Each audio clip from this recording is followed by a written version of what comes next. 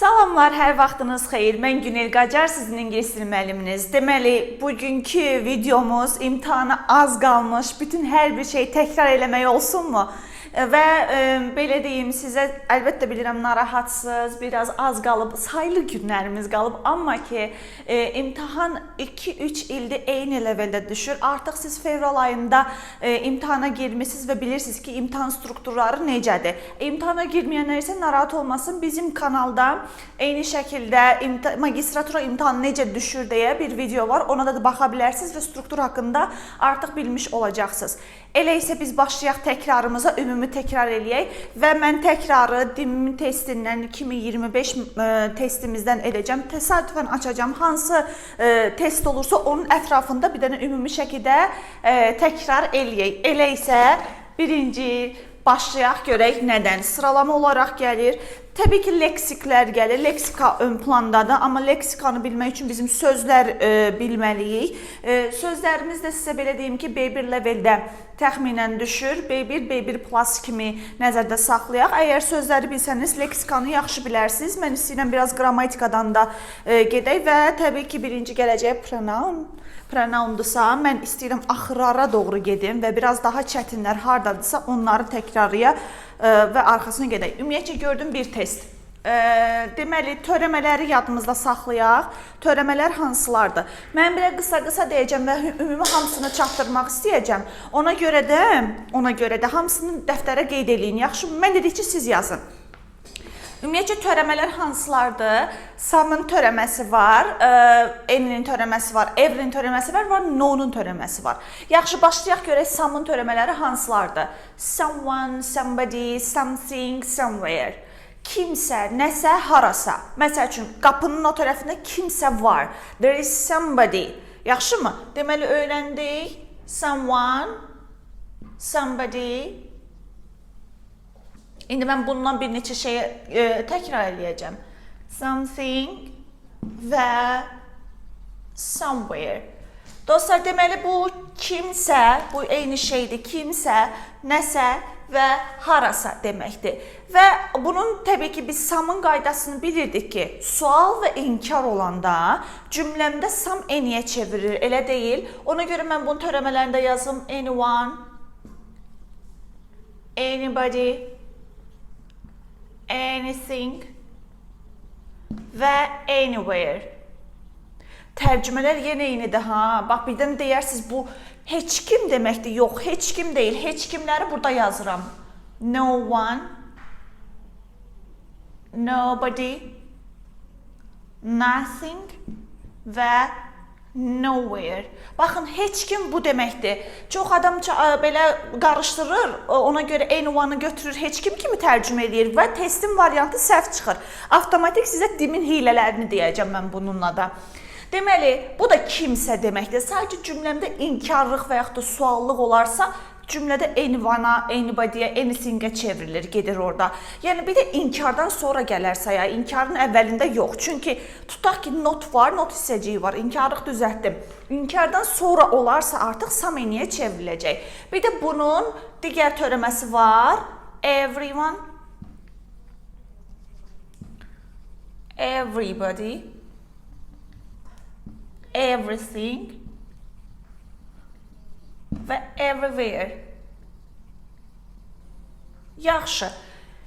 İndi xüsusiyyətlərini dedim ki, təsdiqdə olacaq, sual və inkarda bu olacaq. Bu arada if və without olan cümlələrdə də n olur. Unutmayın, if-lə heç belə adama qəribə gəlir ki, if-in nə əlaqəsi, bəs bu sual inkardaydı. Əgər cümləniz if-lə, yəni terminoloji dillə desəm, şərt budaq cümləsi ilə başlayırsa, termini neyinirsiniz? If-lə başlayırsa, burada n-nin törəmələrini yazın. Eyni şəkildə without. Without-da yenə bir növ elə bilin ki, inkara aparır da, yəni sanki. Ona görə də törəmələr, yəni n olacaq və yaxud da n-in törəməsi. Samla n-nin, samın törəməsi ilə n-in törəməsinin arasındakı fərq nədir? Sam və n-i, sadə sam və n-i isim istəyir özündən sonra. Məsəl üçün, bəzi dayandım, bəzi nə? Qaldı belə. Bəzi insanlar, bəzi pişiklər və bu bəzi pişiklər çox nadincdir. Burada mən nə deyəcəm indi? Some cats Amma bunlardan sonra deməli, törəmələrdən sonra nələr gəlməyəcək? Qaydamız çox önəmlidir. Törəmədən sonra ismi gətirməyəcəm. Sanki belə deyirəm də, kimsə pişik, nəsə pişik, kimsə insan. Acaba bu cümlə də uyğunlaşmır axı. Ona görə də mən bunu yaza bilmərəm. Yəni törəmələrdən sonra ismi yaza bilmirəm. Sonra gəldim bu no'ların xarakterinə. O qədər dik başdılar ki, deyirlər ki, yox, mən inkar istəmirəm, başqa olmaz. Başqa bir inkar gətirə bilmərəm. Yəni no'nun törəmələri inkarlıq bildirdiyinə görə başqa bir inkar gətirməyəcək. Unutmayaq bunu. Amma üzü yola evrilər.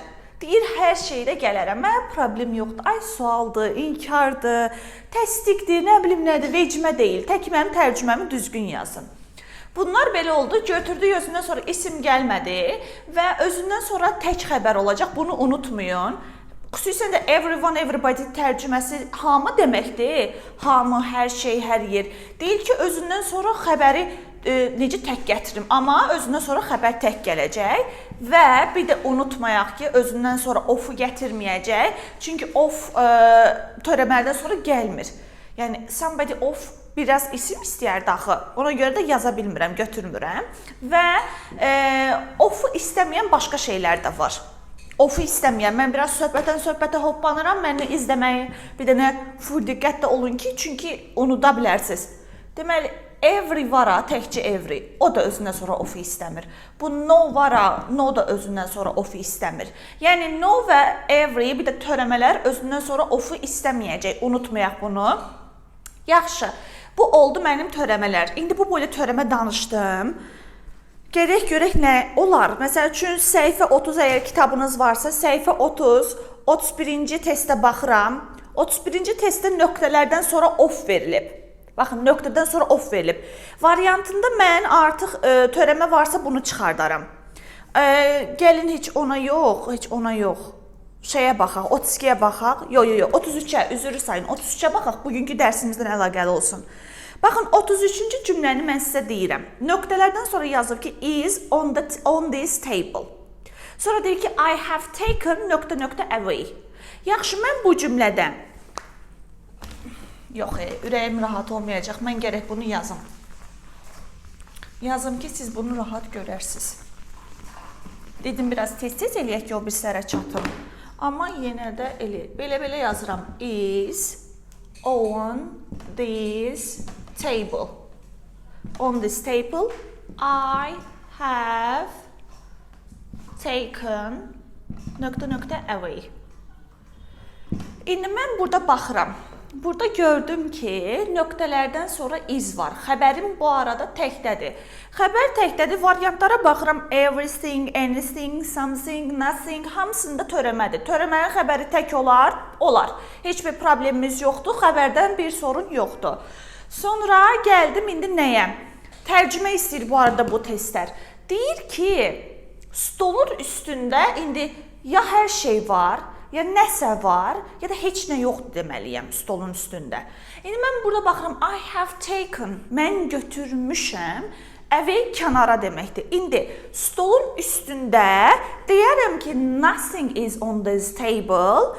Baxım görüm, yoxdur, elə bir variant. Y variantında var nothing, Y variantında. O bir tərəfində də anything var. Yaxşı, məsəl üçün Y variantı bu uyğunlaşmır. Niyə uyğunlaşmır? Birinci tərəf uyğunlaşdı ki, stolun üstündə heç nə yoxdur. Mən götürmüşəm, bayaxa dediyim şey, tərcümədən düzgün eləməsəz Y variantını götürərsiniz. Amma anything, nəsə götürmüşəm olmaz axı. Yəni, belə uyğunlaşmadığına görə mən burada yaza bilmirəm. Sonra digər variantımda, B və C variantında, B və C variantı. Birinci anything-lə başlayır. Anything-lə cümlə başlamanız axı dilin qaydasına görə. Bu arada anyone, anything belə danışıqda gətirə bilərsiniz. Hətta kitablarda, tekstlərdə görərsiniz. Amma qaydamız əsasında cümlədə sual və inkarlıq heç nə yoxdursa, mən any-ni yaza bilmərəm. Ona görə anything on this table olmur. B və C variantı getdi. Qaldım A və D arasında. A-ya baxıram. A-nın Everything is on this table. I have taken nothing away. A variantının bir dənə tərcüməsinə baxaq. Everything və o bir tərəfdə nothing var. Görün necə uyğunlaşır. Deyir ki, stolun üstündə hər şey stolun üstündədir. Everything on this table. Hər şey stolun üstündədir. I have taken nothing away. Mən heç nə götürməmişəm. Yəni, mən indi deməyə çalışdığım budur ki, tərcüməsini düzgün bilməlisiniz, qaydaları da düzgün bilməlisiniz. Bu da olur mənim əvəzlikdən qısa bir qeydim. Sonra digər əvəzlikdən qaydalarıma, bir tane baxın, burada çoxdur, o qədər çoxlu əvəzlik var ki, mən də istəyirəm biraz sizə kömək edeyim ki, ümumi nə düşə bilər. Dostlar, baxın, bozlar var, ayzələr var. Gəlin bir dənə qısaca onu gedim. Mən qısa bir şəkildə o əvəzlikləri təkrarlayayım ki, sizin də yadınızda qalsın, sonra da keçim o bir dərsə. Bir videom yeni olacaq. Səhv etmirəmsə 4-cü gündür, yenə də dəqiqləşdirib sizə deyərəm. Orada da yenə qalan dərsləri izah eləyərəm mən sizə ki, ümumi şəkildə hamısını yadınızda saxlamış olarsınız. Gəlirəm, baxın, belə çoxlu əvəzliklər yazacağım. Each, every, each of, every of yoxdur, bayaqlar dedim, ona görə yazmıram mən onu. Sonra either, either, hansı tələffüzü istəsəz elə deyə bilərsiniz. Either of, məndə Amerikan aksentini biraz götürür deyə either deyəcəm, amma either və yaxud da either də olar. Speaking hələ imtihanımız yoxdur deyə kef eləyin. Sonra keçirəm both, both of. Ondan sonra, bax, məsəl üçün, burada neither var, neither of var. Daha sonra görüm nələrimiz qaldı. İndi mən bunlarla geçsəm əgər. Test gördüm çoxlu, dedim bunları yadda saxlayın. Hər birinin özünün öz istəyi var. İsimləri fərqli cür istəyir. Each tək isim istəyəcək. Every tək isim istəyəcək. Əzbərləyək məndən bir yerdə. Each of cəm isim istəyəcək. Either tək isim istəyəcək. Either of cəm isim istəyəcək. Both da cəm isim istəyəcək. Both of da cəm isim istəyəcək. Neither tək isim. İndi mən belə dedikcə deyirsiniz ki, yadımda necə saxlayım. Bir-iki dəfə təkrarlasaq yadınızda qalacaq. Yaxşı, indi mən baxsam bunlar əsasında. Deməli, tərcümələrini də bilməliyik bu arada ya. Bunların hamısının biraz qarışıq hissələrdir. Each tək isimdir. Yəni, özünü sonra tək gətirəcək. Each person, each student, each book, məsəl üçün. Tək isim istəyəcək, every də eyni şəkildə və unutmayaq, bunlar əgər ismi gətirirsə, arxası əgər mübtəda olursa, təbii ki, mübtəda olursa xəbər ondan asılıdır, düz demirəm. Yəni, özündən sonra each, every isim gətirir, əgər mübtəda olursa, xəbər ondan asılıdır və xəbərim tək olacaq. Xəbər tək. İndi dostlar, tərcüməsini deyim, yadınızda qalsın. Each, every hər bir deməkdir. Hər qələm, hər marker. Hər marker bir dənəsini nəzərdə tuturam da, düz demirəm. Ona görə eachdən sonra tək isim, everydən sonra tək isim. Təbii ki, mənim markerim tək olduğuna görə də xəbərim tək olacaq. Çünki each deyirəm, bir deyirəm. Amma each of olarsa, bu çox şeydən birini nəzərdə tuturam. Yəni, markerlərin hər biri. Markerlərin, çünki of-ın indi axı, məndə nə istəyir? Markerlərin hər biri. Yaxşı, indi sizə belə bir şey desəm ki, bu markerlərin hər biri deyirəmsə, görürsünüz yenə mübtədam təkdədir. Ofun əvvəli təkdədir. Ümumiyyətcə, xəbər ofun əvvəlindən uzlaşır. Təkdədir, sonunda nə gətirəcəm? Tək xəbər. Either, either of. Either ikisindən biri deməkdir. İkisindən hər hansısa biri. Yəni, either özündən sonra tək isim gətirəcək. Amma iki. Bunu mən bir dənə burada belə yazıram, iki sözünü. Çünki çoxluğa aidiyyatı yoxdur. Yəni, üç şey göstərilirsə, either və yaxud da both gətirə bilmərəm. Çünki bu iki deməkdir. İkisindən hər hansısa biri, ikisindən biri qırmızıdır. Deməli, either özü tək olsa tək isim gələcək. Əlbəttə ki, tək xəbər olacaq arxasınca. Either of da, of dedi yaxı özündən sonra sözü istəyir və cəm isim istəyir. Deyirəm ki, iki markerdən, burada cəm gətirəcək, of olarsa cəm gətirəcək, xəbərim yenə tək olacaq. Niyə? Çünki iki markerdən biri deyirəm yenə. Buna görə tərcüməmiz olur, of xəbər təkdə. Yaxşı, bəs desəz ki, içlə ayzənin fərqi nədir? Belə bir qəbul testi var idi. Deyir ki, qızlar, mənim çətrim yoxdur. İkinizdən biri mənə çətir verə bilər. Baxın, burada siz söhbəti anlamalıydınız ki, hər biriniz mənə çətir verə bilər, uyğunlaşmır. Sizdən orada bir dənə Y variantda belə bir şey də var idi, neither də var idi. Neither nə demək idi? İkisindən heç biri. İndi mən gəlib sizə deyirəm ki, qızlar, mənim çətrim yoxdur. İkinizdən biri mənə çətir versin, yaxud ikinizdən heç biri mənə çətin versin. Görün necə mənasız gəlir. Çünki neither ikisindən heç biri deməkdir. Ona görə də mən orada bilməliyəm ki, ikinizdən biri mənə çətir versin.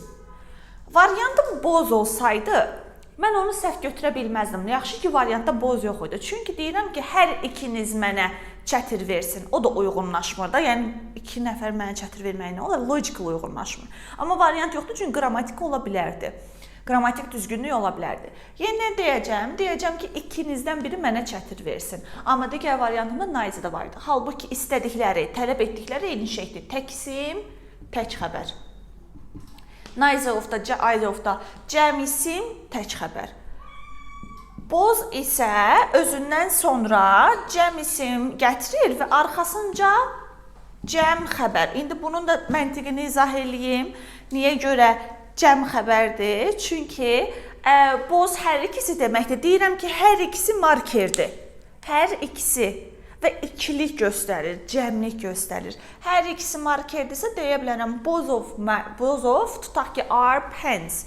Both of them, onların hər ikisi. Both, tutaq ki, pens are, tutaq ki, qara rəngdədir, are black. Strukturu əzbərlədik. Bunların tələbləri çünki var və belə gətirirəmsə, gəlin bir testə baxıram. Səhifə 30-da 24-cü testdə.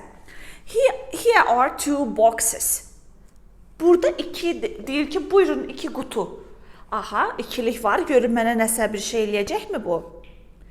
Bəli, variantlarıma baxıram. Either var, neither var, both var, each var. Qəşək yazım, bunu mən yazım. Belə mən tələffüz eləyəndə birdən bilmərsiniz, başa düşmərsiniz. Siz bunu yazdınızsa, yazmamışsınızsa videonu bir damcı əvvələ edirsiniz və orada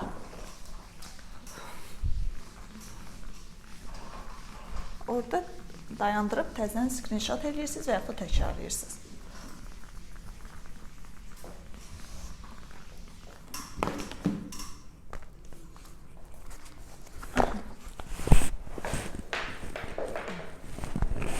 Deməli, belə bir cümlə yazım mən ora.